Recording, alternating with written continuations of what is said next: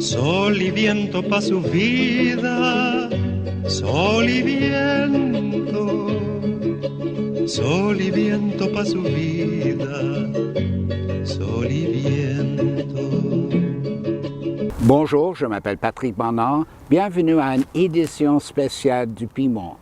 Ça présente plusieurs échanges de questions et réponses entre les citoyens et les politiciens municipaux pendant 2 sessions du Conseil de ville de Montréal.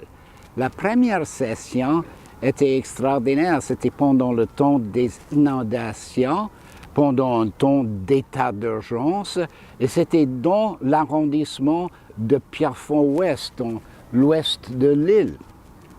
C'était la première fois depuis 1926 que le conseil de la ville s'est déplacé comme ça. La deuxième session était au centre de la ville. So we are presenting a special report for the record. These exchanges that are here in this video took place just before Luc Ferrandez, the man who's responsible for les grands parcs ici à Montréal, decided to leave politics because he thought the environmental crisis was not being addressed. Alors, on va commencer avec la session dans une école locale à Pierrefonds et c'est la présidente du conseil de la ville, Cathy Wong, qui commence. J'aimerais également prendre un moment pour remercier le Pierrefonds Comprehensive High School de nous accueillir aujourd'hui pour ce premier conseil municipal à l'extérieur de l'hôtel de ville depuis 1926. Alors merci beaucoup et surtout merci à aux équipes du greffe de l'école de nous accueillir ici aujourd'hui. Je vous invite maintenant à une minute de silence, cette minute de silence qui sera dédiée aux personnes qui sont touchées par les inondations printanières à Montréal. Un moment de recueillement. Madame la mairesse, à vous la parole. Merci beaucoup, Madame la Présidente. Écoutez, je tiens bien sûr à remercier l'ensemble des élus qui se sont déplacés aujourd'hui pour cette assemblée spéciale. Merci à celles et ceux qui travaillent très fort, sont venus donner un coup de main aujourd'hui, mais au cours de la dernière semaine également. Je tiens bien sûr à saluer tout le travail des élus locaux qui sont sur le terrain tous les jours, d'heure en heure. Bien sûr, nous sommes ici à Pierrefonds, Roxborough, donc je tiens à souligner le travail exceptionnel de M. Jim Bass, le maire de l'arrondissement, et de toute son équipe. Même chose pour le maire, M. Normand Marinacci, le maire de l'île Bizarre Sainte-Geneviève, et de tous les élus locaux qui portent main forte aux résidents-résidentes, et bien sûr à la mairesse de l'arrondissement Antique-Cartierville, Mme Émilie Thuillier, et les élus également de cet arrondissement qui veillent au grain. Donc, ce que je vous propose, c'est une période de questions d'environ 45 minutes pour le public. Je vais commencer en invitant Mme Sylvia Ollier-Marc à venir au micro. On vous écoute. J'espère que ça fonctionne. Oui. Okay. Madame la Présidente, Mesdames, Messieurs, ma question s'adresse à Madame la mairesse Plante et Monsieur Luc Ferrandez. Je m'appelle Sylvia Olgemark et je suis ici comme témoine. J'habite dans une petite maison proche de la rivière des Prairies et ce, depuis 70 ans. À travers tous ces ans, j'ai vu comment la pratique de remplissage et de construction a transformé les berges sur la longueur de la rivière des Prairies. Autant que la crue des eaux printanières a moins en moins d'espace pour aller. Alors, la rivière ne peut rien faire que monter. Madame Plante, thank you for calling this state of emergency in aid of thousands of families who are suffering today. And thanks also to Monsieur Luc Ferrandez for all the work that you are doing to conserve our milieu naturel et humide that will help to avoid such disasters in the future. Will you please, this is the question, voilà, finalement, will you please both tell me how you will reflect on how we can work together to give space back to the river, because it needs space when it floods, and it will flood. We want to see that river functioning normally, and that we can all harmonize our lives with it. Thank you. Thank you for your question. Monsieur Ferrandez? Mr. Jamar, thank you for your question. I was touring L'Île Bizarre this morning with the Mayor Marinacci, and you're so right. You can see all these developments that have been built in the 70s, 18, 19s, and sometime 2000, where you see physically what you've just described. So, and we know the name of the promoters who have built this. Yes.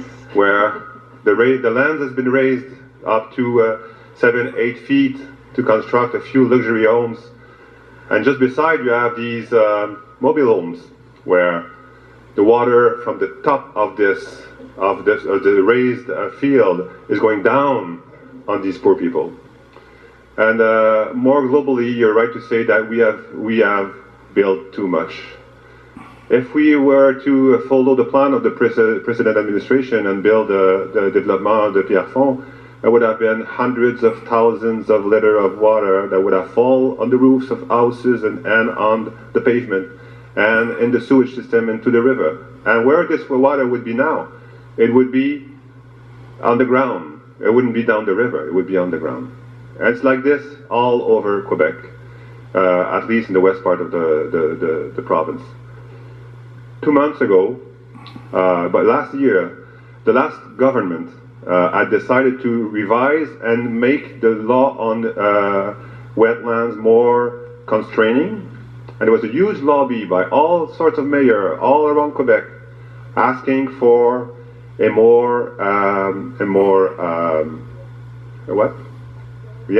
flexibility.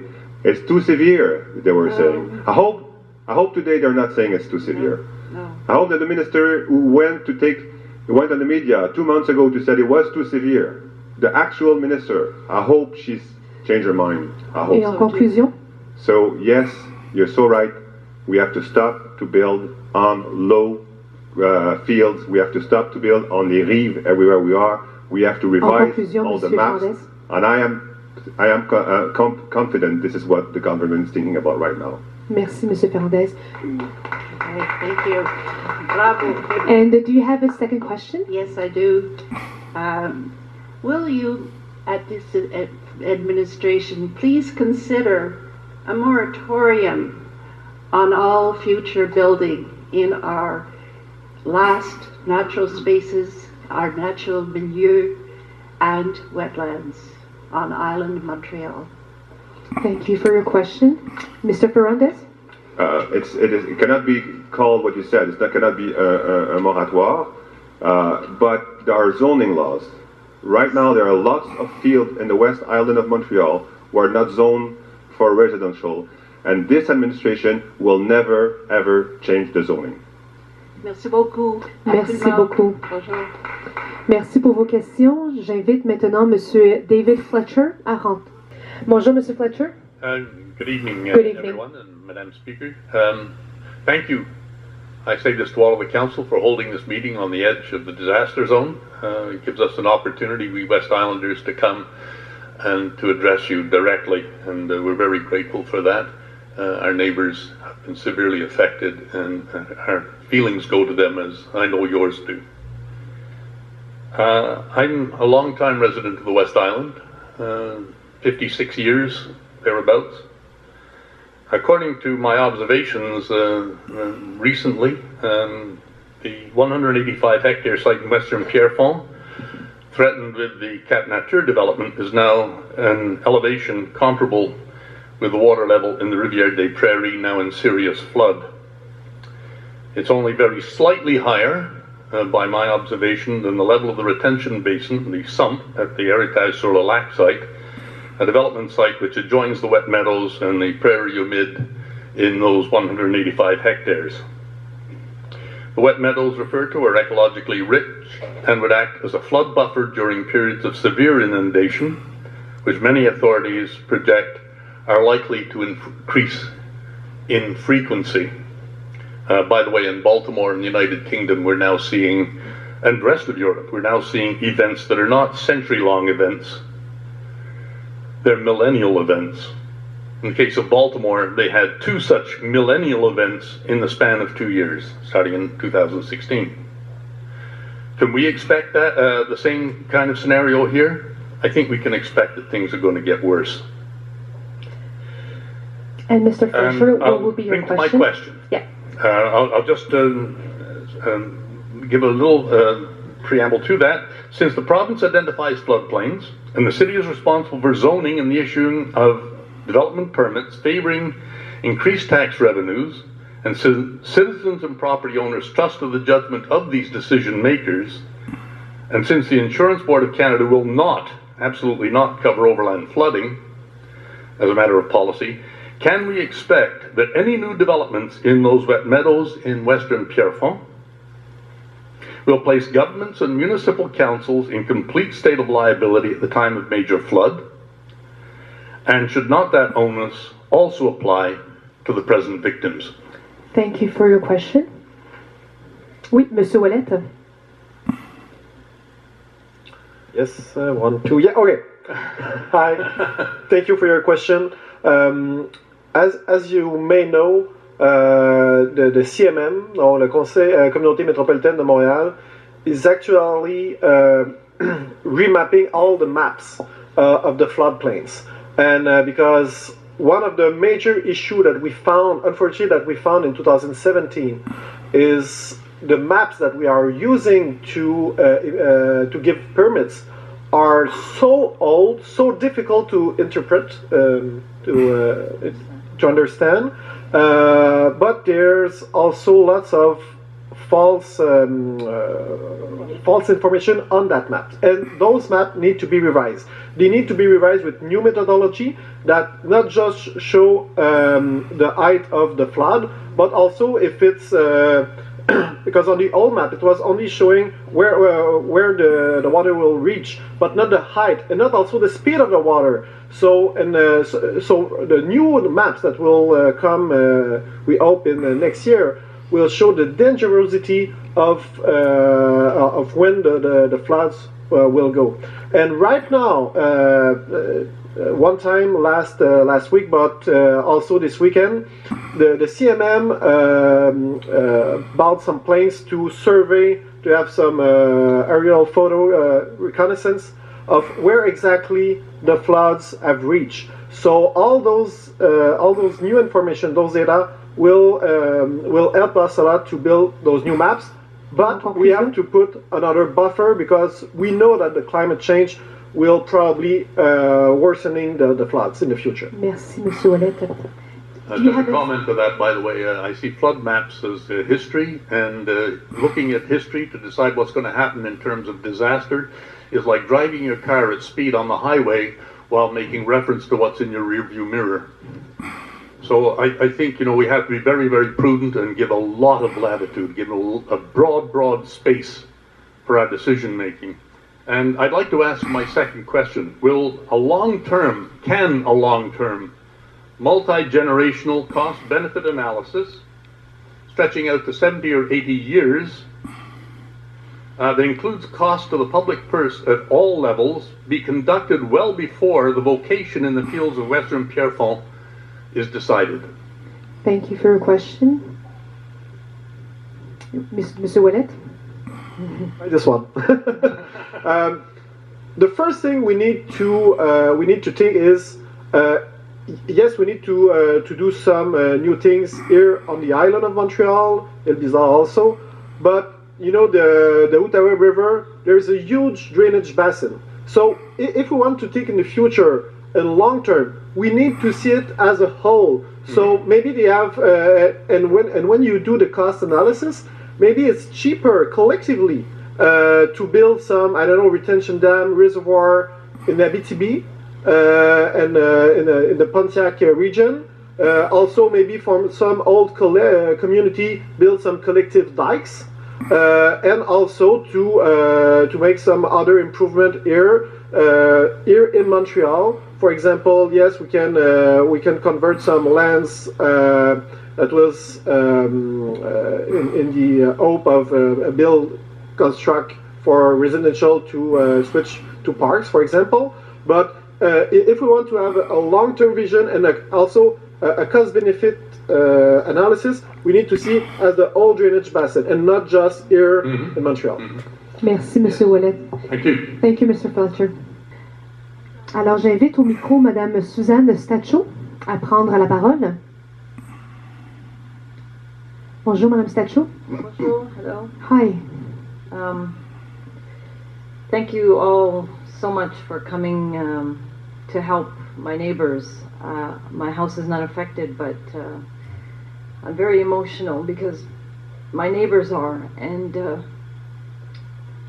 seeing all of you and the volunteers helping, it's really going to help us through this time. And thank you, Jim, for working so hard, and all of your council, and Norma.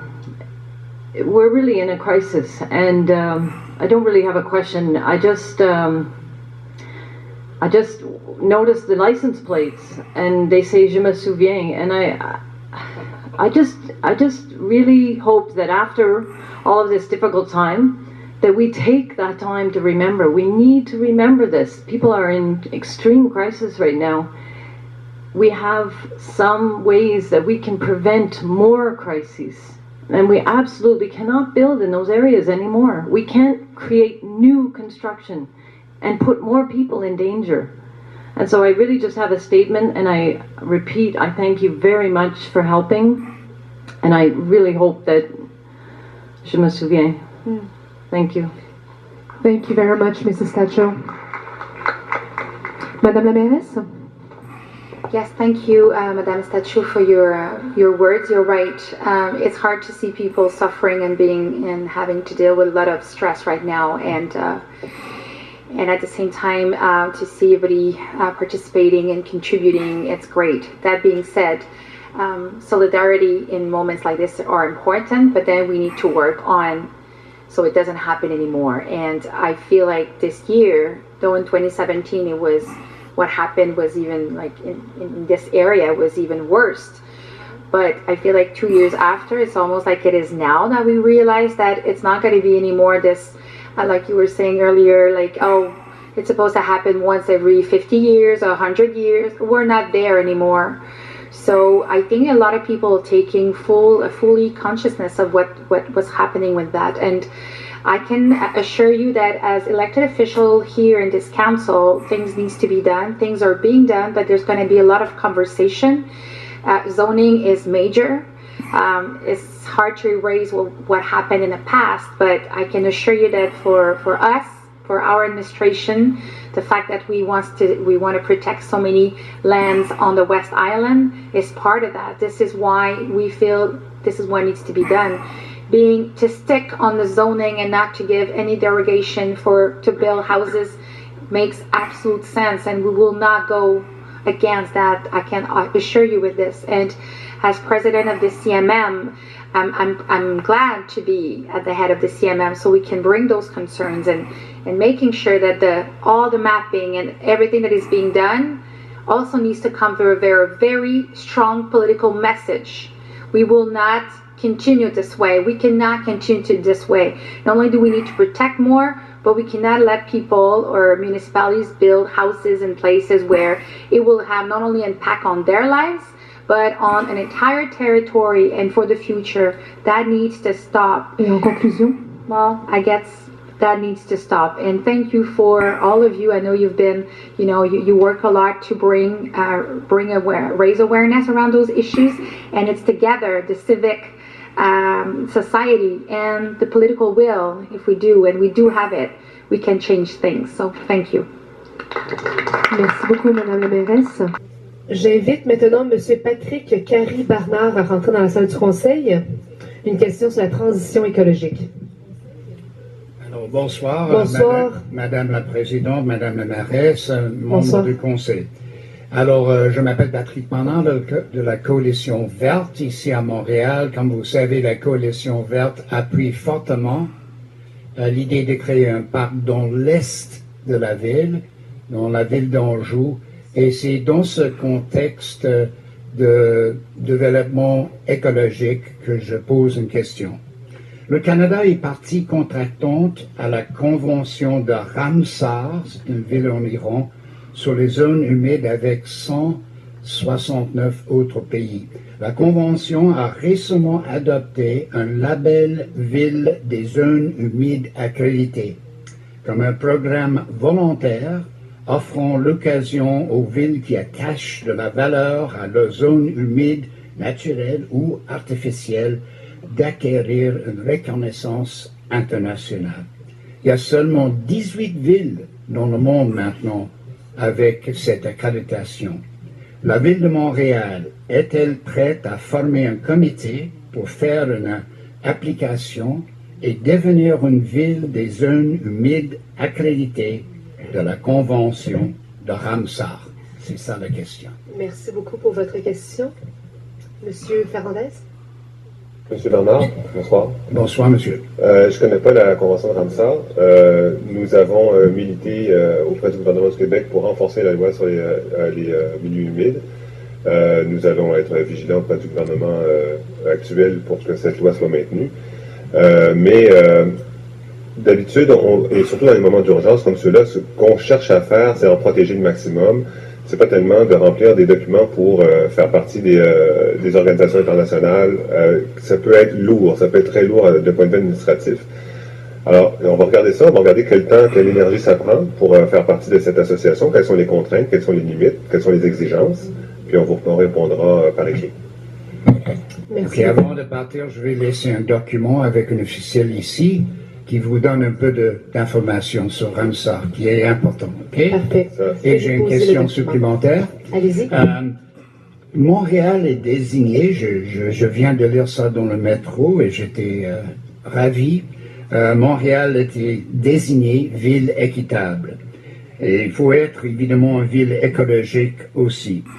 Le Bureau montréalais de la transition écologique et de la résilience, est-ce qu'il fait partie d'un comité municipal spécifiquement pour la gestion durable des terres humides existantes sur l'île? Merci pour votre question, Madame Lavigne-Lalonde.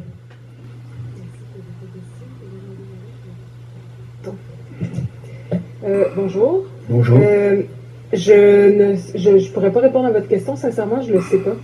Mais on peut faire la vérification. Le bureau de la transition écologique vient d'être mis sur pied, là, est encore en train de se construire. On a déjà beaucoup de travail qui nous attendait quand le bureau a été mis sur pied, donc on travaille très très fort en ce moment. Mais pour répondre spécifiquement à la question sur le comité, je pourrais pas vous répondre dès maintenant, mais je peux vérifier puis voir exactement de quoi il est question puis vous revenir. Merci beaucoup. Je pense que franchement, c'est le temps maintenant. Il faut que la ville ait un comité juste pour cette gestion-là, parce que c'est important. Merci beaucoup. Merci pour vos questions. Bonne soirée. Invitez Mme Suzanne Stacho à rentrer dans la salle du Conseil.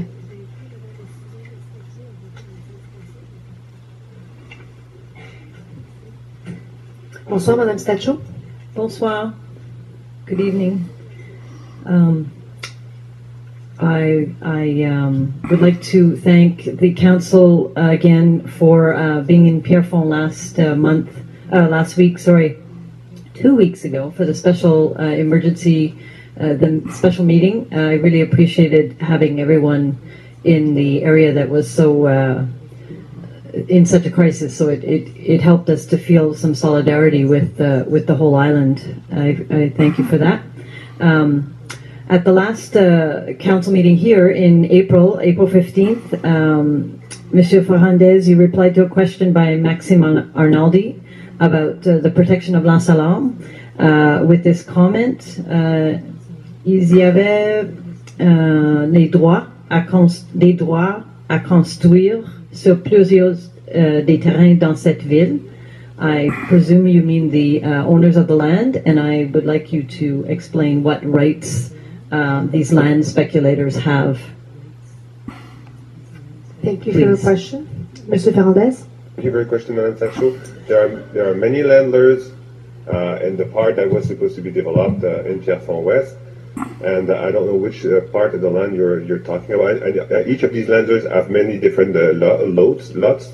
So I'm not sure I can answer this question here in council. It's a too much precise question for me to answer. But there is not, in general meeting, in general, there is no right to build right now. It's not, there was never a permit deposit. There were many PPU, plan développement, mais there was not a permit emitted for this piece of the territory. Merci, Monsieur Fernandez. Madame Stacho? Oui, okay. So I would follow that up with if, given again the current state of the flooding and the updating of the flooding maps, we're waiting for more detailed flood maps, would permits be refused in that area because of that? Monsieur Fernandez? I don't think that permit can be emitted right now. Anyway, floodings or no floodings, you should ask Monsieur Bass about it. He is responsible for the zonage and usage in his own bureau. But the floodings might change the value of the land if we were ready to acquire it. Excellent. Thank you. Thank you, Mrs. Stacho. J'invite maintenant Madame Alison Hackney à rentrer dans la salle du conseil. Bonsoir, Madame Hackney. Bonsoir, Madame Wong. Bonsoir aux élus. On vous écoute. Ma question s'adresse à Madame Filetto, la responsable de la sécurité publique. La Ville de Montréal a en main un rapport qui a été produit pour elle en 1992 par la firme d'ingénierie Texalt sur le bassin versant de la rivière à l'Orne qui se jette dans le lac des Deux-Montagnes. Ce rapport affirme que le développement résidentiel et commercial et la construction de routes proposées dans ce bassin versant résultera en le dépassement de 3,5 fois la capacité de la rivière. Alors, ma question, dans votre planification pour assurer la sécurité des citoyens à l'avenir, allez-vous vous servir des analyses fournies dans ce rapport? Merci, Madame Hackney, pour votre question. Monsieur Ferrandez? Bonjour Madame, les cartes de terrains inondables vont être revues par la CMM dans des délais assez brefs. Alors, ce sera ces futures cartes-là qui vont être utilisées dorénavant dans l'analyse du caractère construisible ou pas des nouveaux quartiers, et non pas cette étude de 1992, vous dites? Merci, Madame Hackney. Je viens d'apprendre dans ce beau rapport qu'en 2008, le Centre d'expertise hydrique du Québec a étudié le lac des Deux-Montagnes. En cette même année, la communauté métropolitaine de Montréal en a fait une cartographie détaillée également. Est-ce qu'il est trop tôt pour dire s'il y a des changements importants dans les zones inondables depuis ce rapport de 2008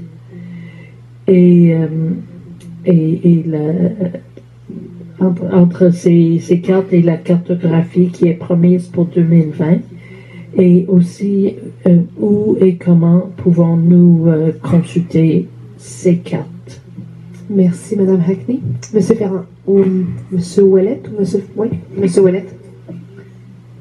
Oui, il faut que vous regardiez à travers la colonne. Oui, la colonne n'est pas pratique. Faites-vous des signes de la main. Là.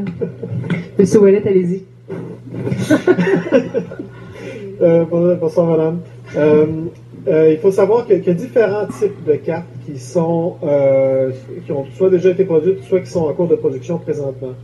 Il faut savoir que si, par exemple, on prend au niveau du service des incendies, ils ont fait des propres cartes opérationnelles suite aux grandes inondations de 2017 et pour être capable d'installer des digues avant que la crue de cette année arrive. Et c'est pour ça qu'on a un bilan très positif parce qu'on a été capable de bien corriger ça. Donc ça, c'est vraiment une carte opérationnelle.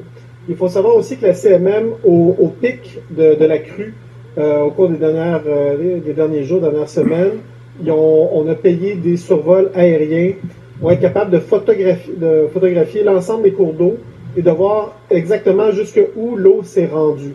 Et ça va permettre, entre autres, de déterminer les cartes au niveau des zones inondables. Mais il faut savoir aussi que la Ville de Montréal, via le service de géomatique, fait aussi ces cartes également de zones inondables avec aussi ces informations-là. Et chacune a il va y avoir des cartes qui vont être spécifiques au niveau réglementaire. Et en conclusion? Donc, il y en a déjà des cartes opérationnelles pour la sécurité civile. Il va y avoir des cartes réglementaires qui vont être faites. On devrait le plus rapidement possible pouvoir les présenter, mais ça va être en quelques étapes. Encore, mais merci beaucoup, M. Ouellet. Merci, Mme Hackney, pour vos questions. Merci, bonne soirée.